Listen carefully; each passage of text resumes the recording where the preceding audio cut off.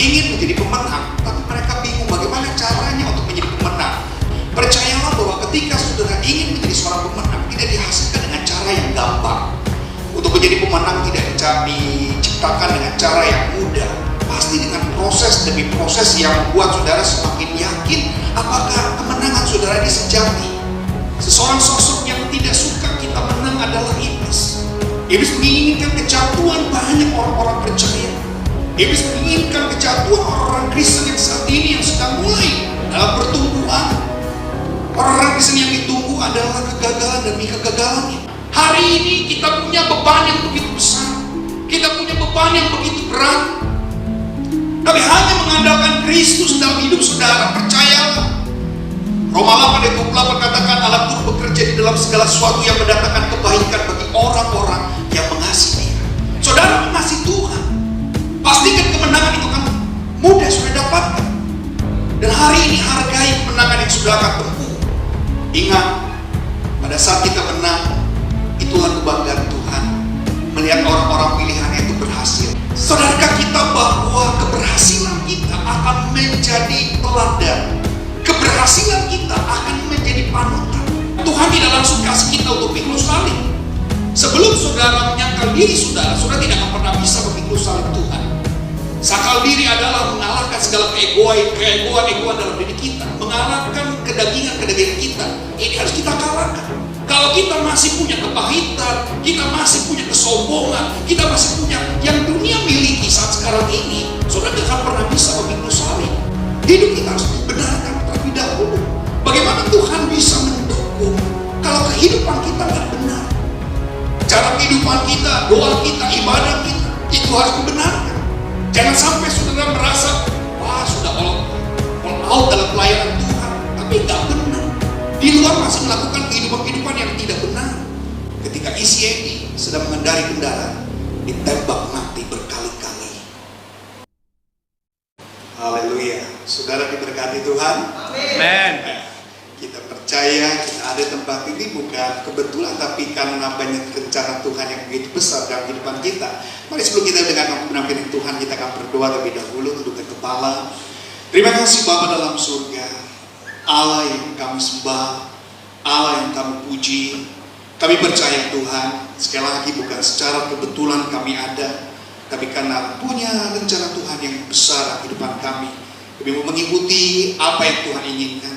Kami mau mengikuti apa yang Tuhan punya mau. Pakai kehidupan kami seluruh dalam rencana Tuhan, supaya hanya kemuliaan Tuhan yang terjadi, hanya kebesaran Tuhan yang terjadi dalam kehidupan kami.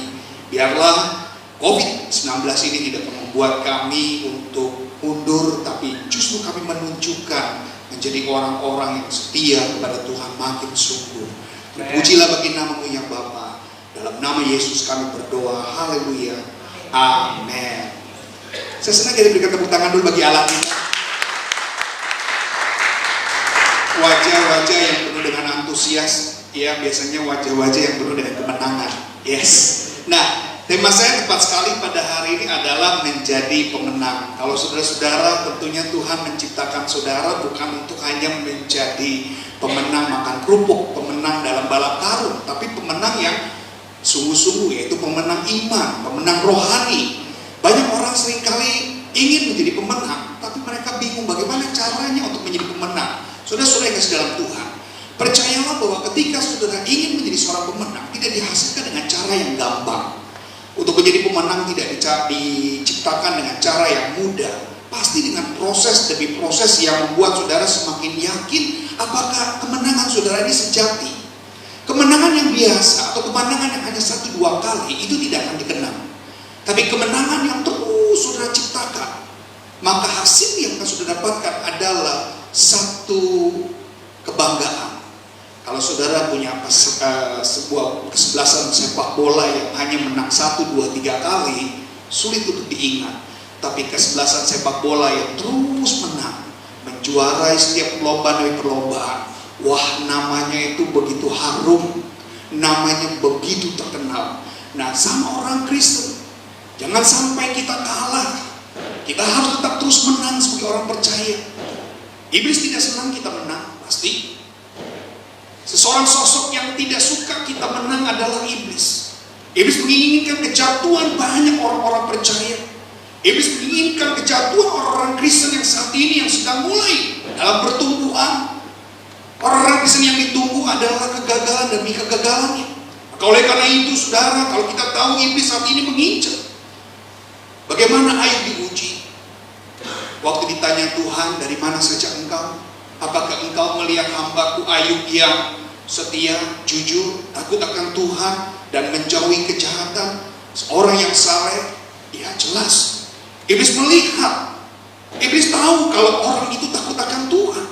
Iblis tahu kalau kita adalah orang yang saleh. Iblis tahu kalau kita adalah orang yang jujur. Lalu katakan, Tuhan, apa yang kau lihat? Ya jelas Tuhan sangat memagari Ayub pada saat itu. Dan ditanya dari mana saja engkau? Iblis menjawab, saya habis mengelilingi bumi dan menjelajah bumi. Jadi di saat-saat iblis saat ini mengelilingi dan menjelajah bumi, dia tahu keberadaan saudara. Maka jangan menjadi lengah dalam kehidupanmu. Jangan menjadi orang-orang yang mungkin merasa bahwa saudara jumawa sebagai orang yang sudah percaya Yesus. Yesus sudah ada dalam hidupmu, maka engkau selalu berpikir bahwa engkau tidak perlu lagi cukup berdoa saja dan biasa-biasa saja. Tidak. Seorang pemenang yang ingin menjadi pemenang, dia terus berlatih dan berlatih.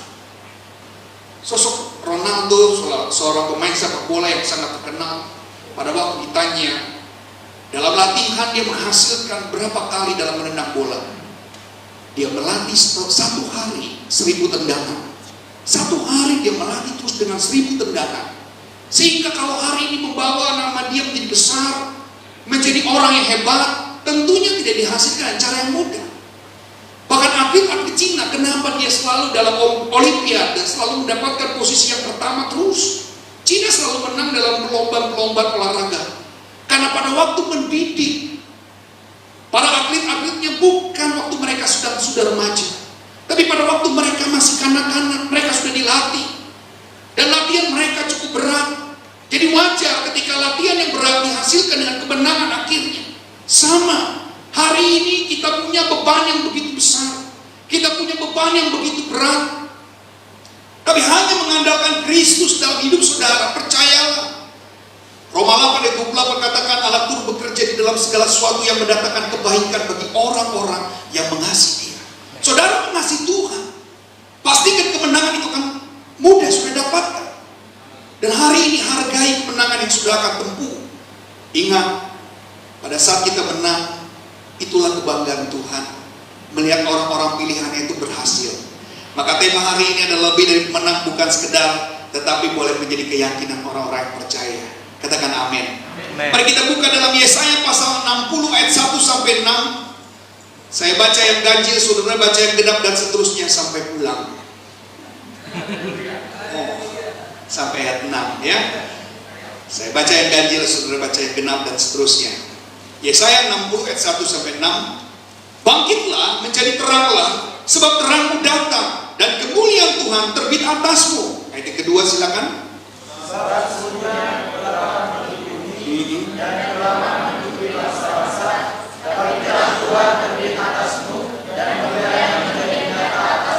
Bangsa-bangsa berduyun-duyun datang kepada terangmu, dan raja-raja kepada cahaya yang terbit atas bagimu.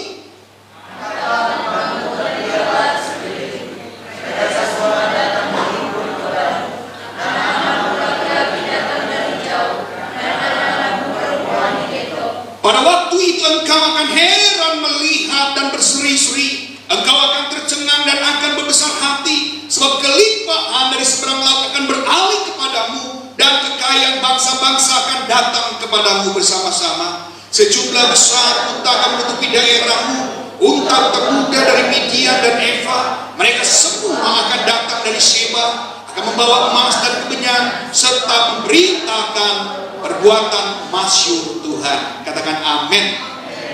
Saudarakah kita bahwa keberhasilan kita akan menjadi teladan, keberhasilan kita akan menjadi panutan. Jadi kalau kita sebagai orang-orang percaya yang sudah dihasilkan dengan perjuangan yang begitu berat, saudara jadi orang Kristen bukan dengan cara yang mudah. Mengikut Kristus ada dua hal yang harus lakukan. Yang pertama, sangkal diri. Bagaimana? Tuhan tidak langsung kasih kita untuk pikul salib. Sebelum saudara menyangkal diri saudara, saudara tidak akan pernah bisa memikul salib Tuhan. Sangkal diri adalah mengalahkan segala keegoan dalam diri kita, mengalahkan kedagingan kita. Ini harus kita kalahkan. Kalau kita masih punya kepahitan, kita masih punya kesombongan, kita masih punya yang dunia miliki saat sekarang ini, saudara tidak akan pernah bisa memikul salib. Mari kalau Tuhan sudah ajarkan kepada kita perjuangan kita yang sudah luar biasa, saya boleh katakan, maka itu akan menjadi teladan. Oh iya, ikut Tuhan mungkin saat ini menderita, ikut Tuhan mungkin saat ini begitu susah dan sulit, tapi lihat endingnya, finishing well yang Tuhan ingin berikan buat saudara, itulah yang terbaik. Tuhan tidak akan pernah menyanyiakan. Roma 10 ayat 11 katakan, barang siapa yang percaya, ia tidak akan dipermalukan. Dan kita nggak boleh mengandalkan manusia. Dan saudara jangan titipkan keselamatan saudara kepada orang lain. Jangan titipkan keselamatan saudara hanya melihat tokoh seseorang. Saudara bisa kecewa.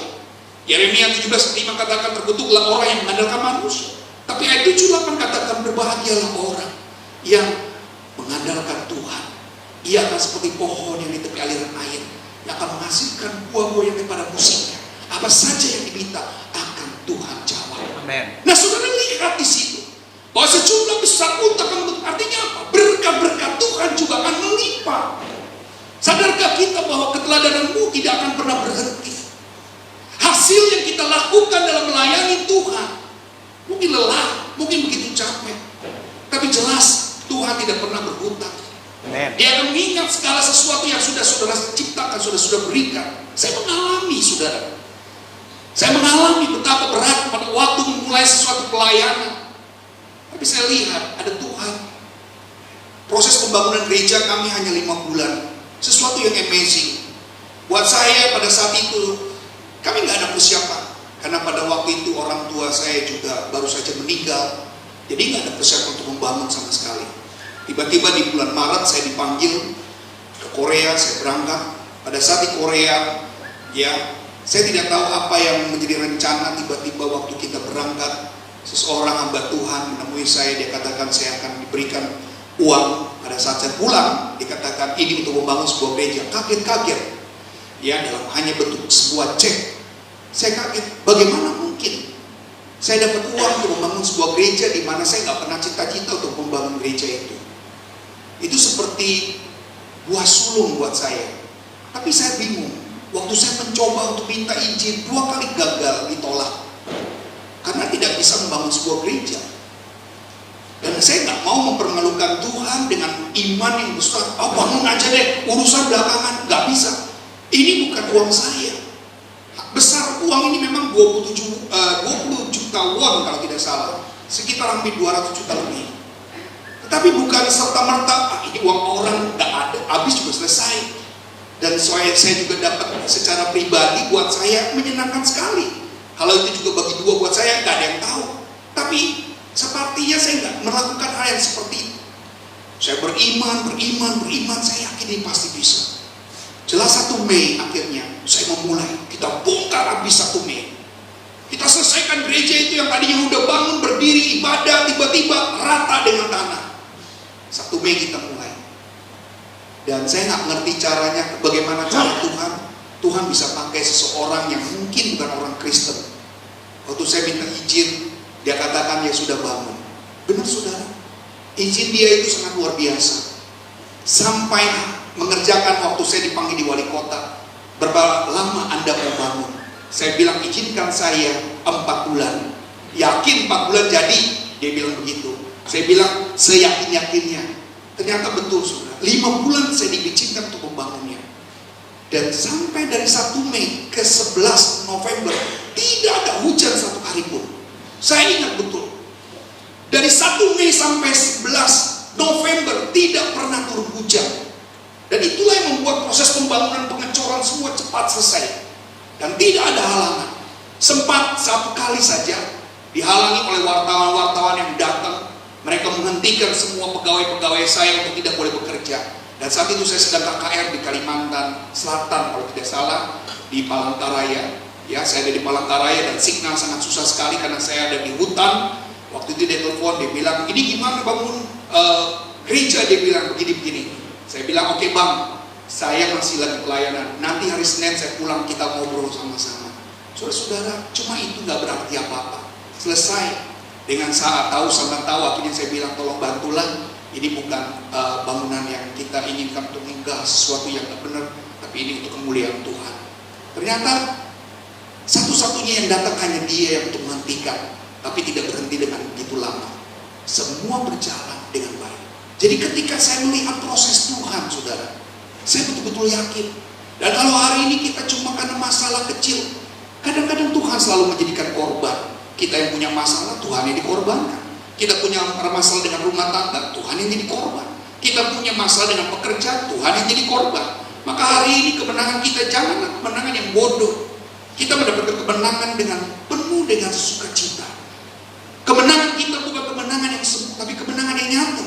Tapi dari ayat yang dia katakan, terang Tuhan telah datang memberikan pembebasan. Jelas, saudara sudah memperoleh pembebasan itu. Jangan sampai pembebasan Tuhan itu menjadi sia-sia.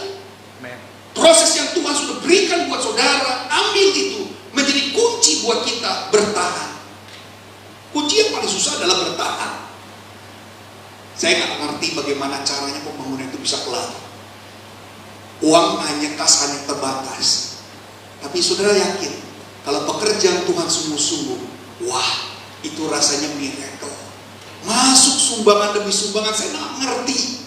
Saya nggak sebar-sebar proposal, karena saya takut kalau proposal itu diberikan nanti cuma kecewa aja. Saya cuma bilang, Tuhan, ini pekerjaanmu, biarlah Tuhan yang menyelesaikan. Selesai, saudara. Next time sudah main-main ke tempat saya, sudah bisa lihat cara Tuhan itu luar biasa. Hanya 5 bulan.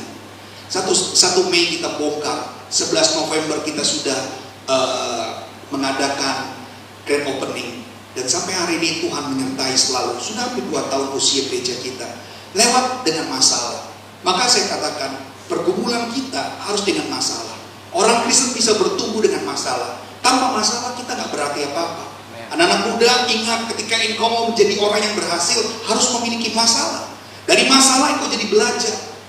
Maka kalau nggak ada masalah, orang jarang berdoa. Tapi dengan adanya masalah, saudara akan rajin berdoa. Coba tanya kiri kanan. Orang yang punya banyak masalah, itu doanya makin kenceng. Coba kalau dia nggak punya masalah, anteng-anteng baik, dia nggak merasa udah cukup lah. Saudara-saudara harus punya tujuan dalam kehidupan kita supaya kita mengerti dan memahami. Nah, 3 hal yang penting yang saudara harus miliki untuk saudara bisa meningkat menjadi pemenang. Yang pertama, harus di dalam Kristus hidupnya dibenarkan. Hidup kita harus dibenarkan terlebih dahulu. Bagaimana Tuhan bisa mendukung kalau kehidupan kita nggak benar? Cara kehidupan kita, doa kita, ibadah kita, itu harus dibenarkan. Jangan sampai saudara merasa, wah sudah all out dalam pelayanan Tuhan, tapi nggak benar. Di luar masih melakukan kehidupan-kehidupan yang tidak benar. Ngakunya orang Kristen, tapi masih merokok. Ngakunya orang Kristen, masih nonton film porno. Ngakunya orang Kristen, masih berbuat cabul. Ngakunya orang Kristen, tapi kehidupannya jauh dari kebenaran. Hati-hati. Kadang-kadang banyak orang Kristen yang kamuflase. Kelihatannya dia rajin setia kepada Tuhan. Kenapa nggak pernah diberkati Tuhan? Karena nggak benar. Hati-hati. Manusia bisa kita tipu, tapi Tuhan tidak bisa kita tipu. Amin. Kebenaran harus nyata. Tuhan hadir untuk membereskan dosa, bukan menghadirkan dosa lagi buat kehidupan kita. Tuhan benci dosa, tapi Tuhan mengasihi orang-orang berdosa.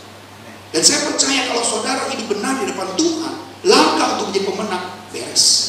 Yang kedua, disucikan. Dengan ikut-ikut dalam sebuah ibadah dan pelayanan, saudara akan semakin lebih bersih kehidupan saudara, lebih taat. Musa saja gak bisa datang kepada Tuhan dengan secara langsung. Dia harus melewati dengan semak belukar yang begitu banyak, api yang menyala. Ini gak bisa langsung touch dengan hubungan dengan Tuhan. Jadi kehidupan kita harus disucikan. Saya percaya ketika kekudusan ada dalam kehidupanmu, maka itu akan menjadi jalan mudah. Bagaimana kita bisa suci dan kudus? Banyak berdoa kepada Tuhan. Doa itu adalah segala sesuatu yang membuat engkau lebih hidup untuk benar di hadapan Kristus. Hidup benar di hadapan Tuhan. Percayalah bahwa ketika saudara sudah mulai melakukan segala sesuatu, saya buat adalah sesuatu yang luar biasa. Billy Graham seorang tokoh yang luar biasa. Dia dikagumi oleh banyak orang. Cuma satu cara kehidupan dia adalah hidup kudus di hadapan Tuhan. Dengan apa? Dengan menjauhkan diri dari kebiasaan-kebiasaan yang dilakukan oleh orang banyak. Hidup benar, hidup dibenarkan, hidup disucikan. Itu dua langkah sudah mengiring kita untuk menjadi seorang pemenang. Pemenang kita bukan pemenang balap karung, sekali lagi. Pemenang kita adalah pemenang kehidupan di dalam dunia ini. Supaya apa tadi? Jadi teladan. Dan yang ketiga, kalau saudara sudah hidup dibenarkan, disucikan, saudara akan mendapatkan hadiahnya adalah dimuliakan. Amin. Dimuliakan. Berapa banyak orang sering hari-hari ini menjadi tokoh yang sudah dikenal dan disebut terus. Ayub. Kalau Ayub kalah, ceritanya nggak akan menjadi legenda. Kalau Ayub kalah, ceritanya akan stop dan tidak akan pernah menjadi cerita bagi banyak gereja. Kalau Abraham kalah, Abraham tidak akan menjadi cerita yang indah. Kenapa Abraham selalu dibuat cerita dalam khotbah-khotbah, menjadi tokoh teladan dalam khotbah-khotbah? Karena hidupnya. Marilah kita menjadikan orang-orang yang percaya bahwa hidup saudara akan menjadi teladan bagi anak cucu kita. Akan menjadi teladan bagi banyak orang. Bagaimana mungkin Kisah Rasul 1 ke 8, kalau Roh Kudus turun atas kamu, kamu akan menjadi saksiku di Yerusalem, seluruh Yudea, Samaria, dan sampai ujung bumi. Bagaimana mungkin orang bisa mengikuti kita? Yerusalem bukan bicara kota Yerusalem yang ada di Israel. Yerusalem bicara tentang keluarga. Sudahkah kita berdampak bagi keluarga? Ini penting. Saudara hidup hebat di dalam gereja, tapi di keluarga saudara tidak menjadi berkat. Saudara cuma jadi cemoohan bagi banyak orang, dan saudara tidak menjadi contoh. Ini sangat meragukan sekali. Roh Kudus akan turun atas kamu, kamu menjadi saksi di Yerusalem. Seluruh Yudea bicara tentang seseorang yang ada di sekitar kita. Bagaimana hubunganmu dengan pemimpin? Bagaimana engkau punya hubungan dengan atasan? Bagaimana engkau punya hubungan dengan teman-temanmu? Baik tidak? Jangan-jangan engkau hebat di gereja, tapi di teman-teman engkau punya banyak musuh. Engkau gak disukai. Hari ini kita menjadi saksi yang disukai. Kita gak bisa jadi saksi yang mudah kalau kita gak disukai oleh banyak orang. Mereka langsung menolak kita. Dia bilang apa? Udah kamu jangan ngomong, kamu aja gak melakukan. Mari jadi orang-orang yang bisa jadi berkat di seluruh Yudea. Yang ketiga di Samaria, di tengah-tengah orang yang tidak percaya kepada Tuhan, bisa gak jadi saksi? Bersaksi di tengah-tengah orang yang percaya sama Tuhan gampang. Berkhotbah di tengah-tengah orang yang sudah percaya sama Tuhan gampang. Cuma ngeberesin lagi, dibenerin lagi supaya tambah benar. Tapi di tengah-tengah orang yang benci Tuhan, di tengah-tengah orang yang tidak suka dengan Kristus, yang bermusuhan dengan saudara, ini sulit. Kenapa Tuhan tunjukkan kota Samaria? Jelas Samaria dengan Yahudi tidak bicara, tidak ngobrol mereka. Mereka benci dengan orang Samaria karena dianggap orang Samaria adalah bangsa yang kawin silang antara orang Babel dengan orang Yahudi. Dan anak-anak mereka disebut orang-orang Samaria. Jadi mereka dikucilkan. Dan marilah hari ini Bapak, Ibu, dan saudara-saudara yang kasih dalam Tuhan, bangun hubungan engkau dengan Samaria supaya Injil tidak berhenti. Engkau bisa ngomong di A, mudah, tapi bagaimana engkau bicara dengan B di sebelah saudara? Seringkali kita dapat kesulitan. Mari kita belajar terus supaya nama Tuhan tetap dimuliakan dengan cara kita berdampak untuk menjadi seorang pemenang. Lalu sudah bertanya, apa sih dampak kalau saya sudah menjadi pemenang-pemenang? Harus ada. Saudara tidak akan pernah berusaha mati-matian untuk menjadi pemenang kalau saudara nggak mau, nggak dapat apa-apa. Bukan hanya pemenang saja, apa sih? Privilege pasti dapat, saudara. Sepeda motor balap, ya, motor GP, ketika dia menang, maka 3 motor yang menang itu dapat tempat khusus, saudara. Dan 3 pemenangnya, orang-orangnya juga akan masuk dalam kamar khusus. Mereka dapat tempat dilayani lebih spesial. Kenapa? Karena telah menjadi pemenang. Sepeda motor dan pemenangnya saja bisa diperlakukan seperti itu. Apalagi Bapak Ibu, apalagi saudara-saudara, anak-anak muda semuanya. Kalau saudara jadi pemenang surga, saudara akan dapat tempat yang istimewa, lebih dari VVIP. Katakan amin. Amin. Itu contoh. Pembalap-pembalap itu motornya sudah mulai dipisahkan. Yang kalah digeser, minggir. Tapi yang menang diposisikan di tempat yang terhormat. Ranking 1, 2, 3. Ini motor-motor hebat. Saya mau saudara juga memperhatikan.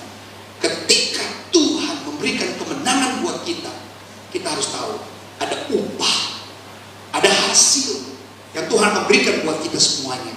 Gak ada yang gratisan dari Tuhan. Tuhan selalu memberikan segala yang terbaik buat saudara. Amin. Yang pertama, dampak sebagai seorang pemenang, saudara akan memiliki sukacita. Katakan sukacita. Sukacita itu beda dengan happy, bahagia, atau senang. Happy, bahagia, atau senang itu hanya tercipta satu hari dan selesai. Ya, orang menikah, pas sudah menikah selesai bulan madu, sudah nggak bisa happy lagi terus. Selesai, ya. Apa sudah bisa happy terus dalam bulan madu? Habis modal. Itu happy, itu senang. Ulang tahun juga, pada hari ulang tahun dia gembira. Tapi selesai ulang tahun sedih, harus bayar kredit card karena habis traktir teman-teman. Ya kan itu yang terjadi. Tapi kalau sukacita itu melebihi dari happy senang. Sukacita itu tidak akan pernah tergoda dengan karena keadaan. Sukacita itu akan terus melekat apa saja yang dia terima. Karena berasalnya bukan dari manusia. Sukacita itu berasalnya dari Tuhan. Kita lihat Yesaya 60 ayat 1 sampai 2. Yang pertama tadi, kalau kita berdampak dalam kemenangan kita, maka kita akan memiliki sukacita. Yesaya 60 ayat 1 sampai 2. Bangkitlah menjadi teranglah, sebab terangmu sudah datang dan kemuliaan Tuhan terbit atasmu. Sebab sesungguhnya kegelapan menutupi bumi dan kekelaman menutupi bangsa-bangsa, tetapi terang Tuhan terbit atasmu dan kemuliaannya menjadi nyata atasmu. Bangsa-bangsa akan ditutupi, bangsa-bangsa akan merasakan kegelapan, tetapi saudara berbeda. Saudara akan melihat terang Tuhan yang terbit. Saudara akan melihat kemuliaan Tuhan yang datang. Itu yang menjadi dampak kalau saudara telah menjadi pemenang. Makanya hidup orang Kristen yang percaya sungguh-sungguh berbeda. Kalau hari ini kalau saudara menjadi orang Kristen, dapat kemenangan, dapat sukacita, dapat privilege yang terbaik dari Tuhan, dapat respon yang terbaik. Ini harusnya sudah sadar, wah ini karena keberhasilan saya mengiring Tuhan. Ini karena saya ikut Tuhan sungguh-sungguh. Maka ingat, orang taat itu ada 4 ya. Yang pertama taat karena diperintah. Yang kedua taat karena jabatan. Yang ketiga taat karena dibayar ya. Yang keempat taat karena integritas. Saudara ini ada di posisi mana? Taat karena dilihat. Kalau nggak dilihat nggak taat. Oh, yang ketahui mungkin merasa ya, dia taatnya kalau dilihatin, kerjanya tuh kalau dilihatin. Kalau nggak dilihatin dia nggak kerja. Ini ada. Yang kedua taat karena jabatan. Wah kan saya udah jadi pendeta, berarti saya harus begini. Kan saya sudah jadi pelayan Tuhan, harus begini. Sebenarnya kalau bukan jadi pelayan Tuhan, dia hidupnya kacau. Yang ketiga dia taat itu karena dibayar. Ya, sapam dia bisa jaga dari jam 12 sampai jam 7 pagi. Dia taat, tapi karena gaji. Coba sekali-sekali sapam nggak dibayar, taat nggak? Apakah saudara orang yang taat yang karena dibayar? Halo? Ya, atau ya bukan? Dan yang keempat, taat karena integritas. Miliki ketaatan yang karena integritas. Amen. Dan itulah yang akan saudara dapatkan sukacita. Yang kedua, kalau saudara ingin berdampak dalam kemenangan saudara, yang saudara akan dapatkan Yesaya 60 ayat keempat, kita baca. Yesaya 60 ayat keempat, angkatlah mukamu dan lihatlah ke sekeliling. Mereka semua datang berhimpun kepadamu. Anak-anakmu laki-laki datang dari jauh dan anak-anakmu perempuan digendong. Angkatlah mukamu dan lihatlah ke sekeliling. Apa yang Tuhan berikan kepada saudara? Saudara akan memiliki yang namanya integritas. Ini yang Tuhan maksud. Kalau saudara telah memiliki integritas, maka lahirlah kehidupan saudara tidak mudah untuk terpengaruh. Jangan sampai saudara mundur karena diomongin orang. Jangan sampai saudara nggak pergi lagi ke gereja karena saudara disindir-sindir dengan manusia. Ingat, pada saat saudara disindir bukan berarti saudara harus mundur. Itu ujian buat saudara untuk saudara bisa hadapi. Karena memang iblis tidak suka saudara langsung dapat Kristus dengan cara yang mudah. Saudara selalu dipersulit. Metodologi iblis adalah mengacau balaukan kehidupan kita supaya kita tidak setia. Itu keinginan iblis. Sadarlah, kalau kita mulai digesek-gesek bukan berarti itu adalah bagian Tuhan untuk kita lebih kuat untuk menghadapi masalah. Tapi itulah bagian iblis untuk mengalahkan saudara. Allah kita bukan Allah yang kurang kerjaan kasih masalah, ya. Justru kadang-kadang iblis izinkan itu untuk kita bermasalah. Belajar untuk memiliki integritas, teruji saudara. Saat kita memiliki integritas, itulah yang memudahkan saudara. itu saudara bisa melekat dengan Tuhan. Ada seorang tokoh, ya, dia bernama Issy Eddy. Apa yang terjadi dengan Issy Eddy? Issy Eddy ini adalah seorang pengacara besar. Dia selalu menjadi pengacara yang hebat. Kasus-kasus demi kasus selalu dimenangkan. Dan dia juga memegang seorang penjahat besar yang bernama Al Capone. Al Capone adalah penjahat besar di zaman dahulu di kota Chicago tepatnya. Dan dia selalu menjadi penjahat yang sangat licin. Pemerintah sulit untuk menangkap dia. Bahkan polisi berkali-kali tidak bisa menangkap yang bernama Al Capone ini. Karena apa? Karena ada seorang pemuda yang bernama Issy Eddy yang telah menjadi pengacaranya. Setiap kasus yang dipegang oleh Issy Eddy, Al Capone selalu menang. Satu ketika, Issy Eddy ini punya keluarga. Satu hari dia juga berpikir, kalau saya selalu membela kejahatan, saya melepaskan Al Capone yang harusnya Al Capone di penjara, saya selalu pintar untuk memutarbalikkan supaya Al Capone tidak di penjara. Akhirnya dia berpikir, wah, saya harus bertobat. Saya nggak boleh kalah dengan uang. Memang bayaran Issy Eddy ini cukup besar. Al Capone ketika bebas pasti Issy Eddy dikasih uang yang banyak. Issy Eddy nggak mau menjadi orang yang berpikir nanti keluarganya akan bercerita bahwa dia punya orang tua yang brengsek. Dia tidak mau punya orang tua yang kacau balau. Dia tidak mau punya orang tua yang menjadi pengacara kotor yang selalu membela kasus-kasus kejahatan. Akhirnya dia berpikir untuk berhenti. Cara dia berhenti adalah dia menguraikan, dia membocorkan semua kejahatan Al Capone. Semua data-data keuangan Al Capone dibocorkan semuanya. Akhirnya pemerintah punya kunci untuk menangkap Al Capone. Ketika Al Capone punya kesalahan, langsung dengan mudah Al Capone masuk dalam penjara. Singkat cerita, Al Capone di penjara beberapa tahun. Sudah tahu apa yang terjadi? Setelah dia bebas 2 tahun dari penjara, Al Capone bukan bertobat, tapi Al Capone mencari Issy Eddy. Ketika Issy Eddy sedang mengendarai kendaraan, ditembak mati berkali-kali. Bayangkan, untuk menjadi seorang yang berintegritas nggak gampang. Yusuf untuk menjadi seorang integritas digoda oleh istri Potifar. Yusuf yang ingin menjadi orang yang berintegritas diganggu oleh kakak-kakaknya. Nggak gampang. Sama seperti seorang tokoh yang bernama pengacara ini, Issy Eddy. Waktu dia ingin membuat keluarganya jadi baik, dia ingin keluarganya mengenang dia adalah pengacara yang baik. Itu tidak mudah. Saudara-saudara, kematian Issy Eddy meninggalkan kasus yang sangat pedih bagi seorang yang ingin hidup lebih benar, hidup lebih baik. Tapi bukan Tuhan kalau dia kalah. Katakan amin. Bukan Tuhan kalau dia kalah. Pada saat itu perang dunia yang kedua terjadi. Pesawat-pesawat tempur dari kapal induk mulai berangkat untuk menyerang Jepang yang saat itu menjadi musuh besar Amerika. Ada sebuah kapal yang tidak bisa terbang karena ada sedikit gangguan teknik. Akhirnya kapal ini terlambat. Yang bernama O'Hare, pilot yang membawa pesawat ini yang bernama O'Hare, dia mengalami keterlambatan terbang. Akhirnya dia harus tertunda beberapa menit. Sempat dia melandas, dia berangkat. Pada waktu dia lihat di kaca spion pesawat terbangnya, dia melihat seperti pesawat-pesawat tempur yang sedang berbaris. Dia tengok, dia kaget. Semua kapal itu berlambang bendera Jepang. Padahal teman-temannya sedang berjuang ingin menyerang Jepang. Ternyata Jepang sudah siap-siap ingin menyerang kapal induk Amerika. Apa yang terjadi? Keputusan O'Hare untuk putar balik itu pesawat terbangnya. Dibombardir dari atas pesawat-pesawat Jepang yang tidak menyangka. Pesawat Jepang hanya menyangka bahwa pesawat Amerika sedang menyerang mereka. Akhirnya ketahuan. Jepang dibombardir dari atas oleh O'Hare pada saat itu. Akhirnya mereka punya formasi berantakan. Tujuan ingin menghancurkan kapal itu tidak bisa. Gagal total. Akhirnya Jepang kalah. Dia kembali semua kapal-kapalnya.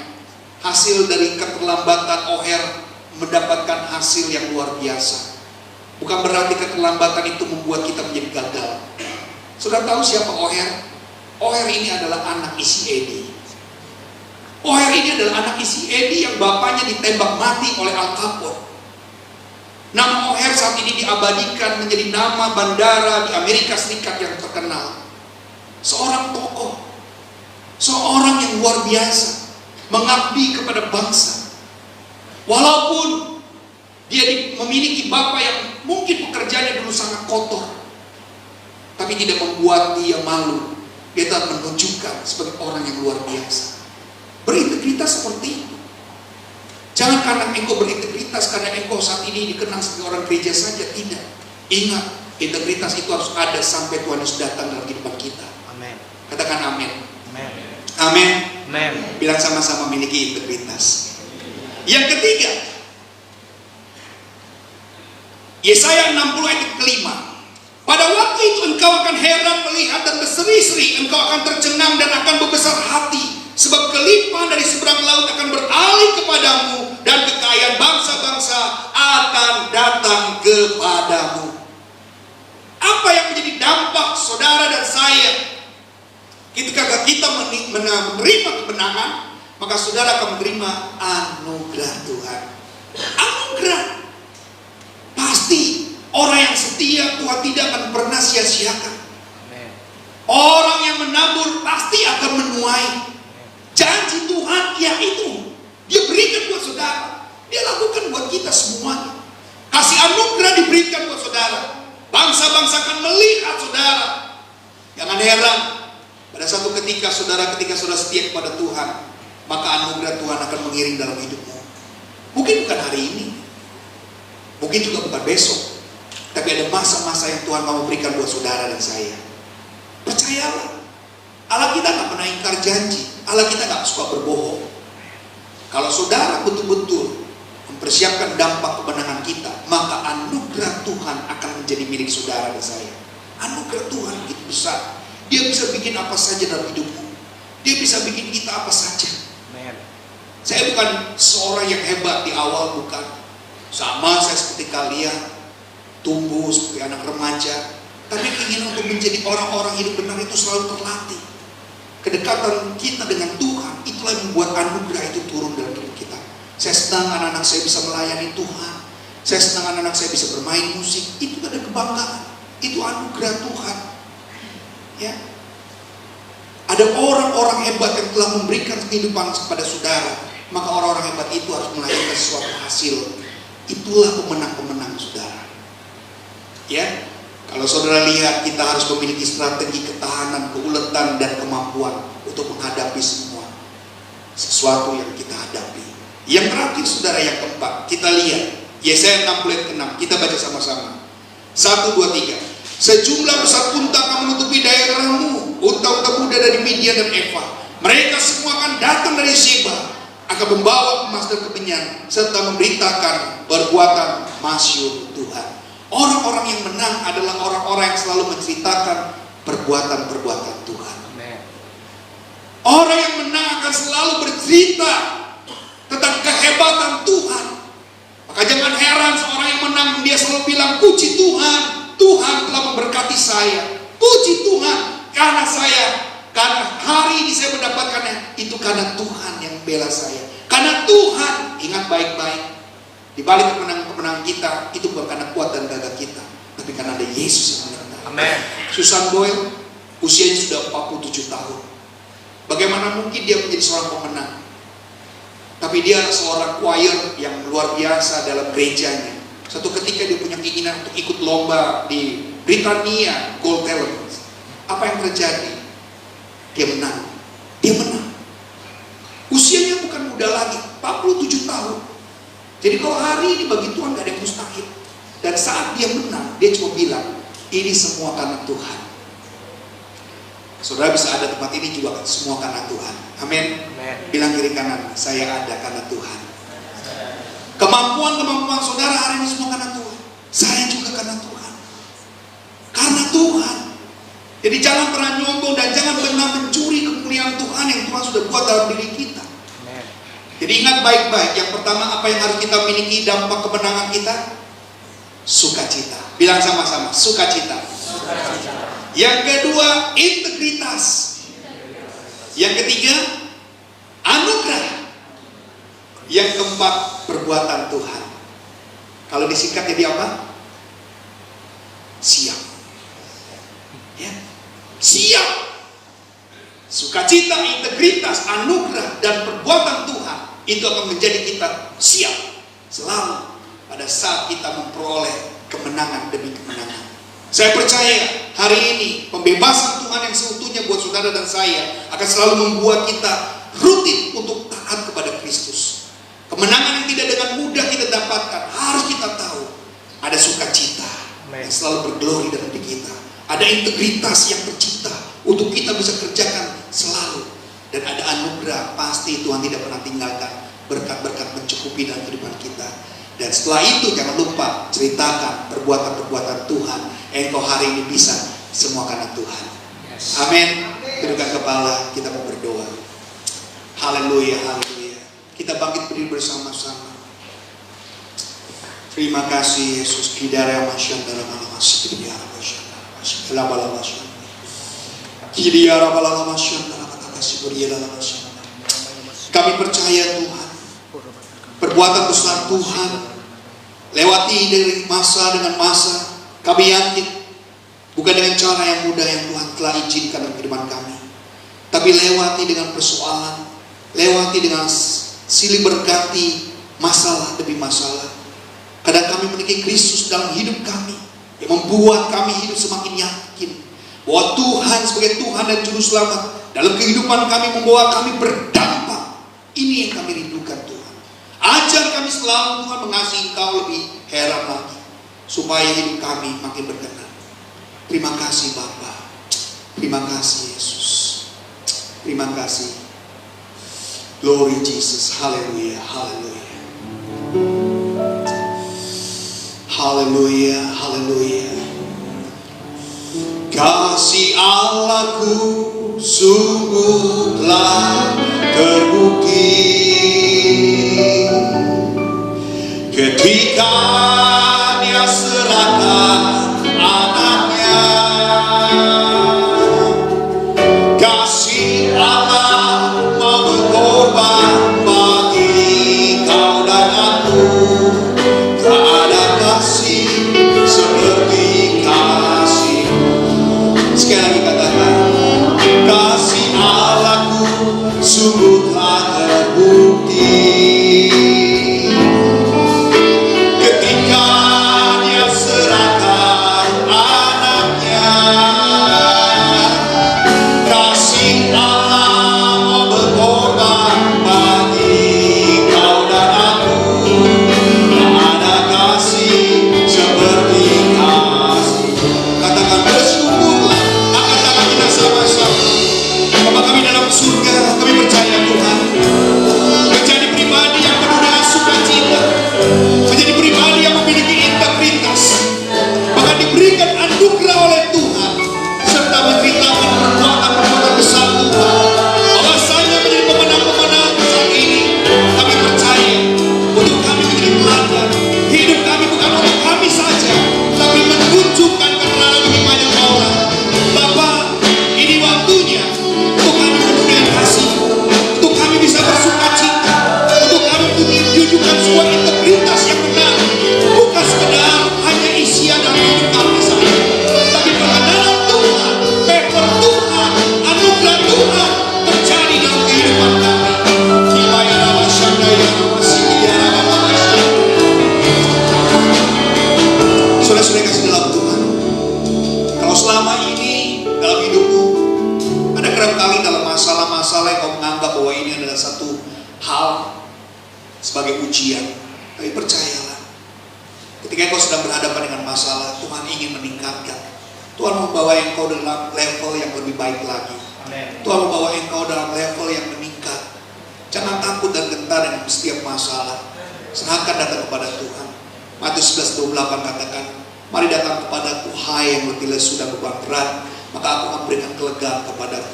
Belajarlah dengan Tuhan. Apa yang dia sudah alami semuanya dia lakukan untuk saudara dan saya. Terima kasih Bapa dalam surga. Ibadah ini boleh selesai, tapi rema kebenaran firman-Mu akan tetap terus nyata dalam pribadi lepas pribadi, supaya anak-anak muda, orang-orang tua yang hadir hari ini, mereka juga mengalami Kristus dengan sukacita penuh. Haleluya.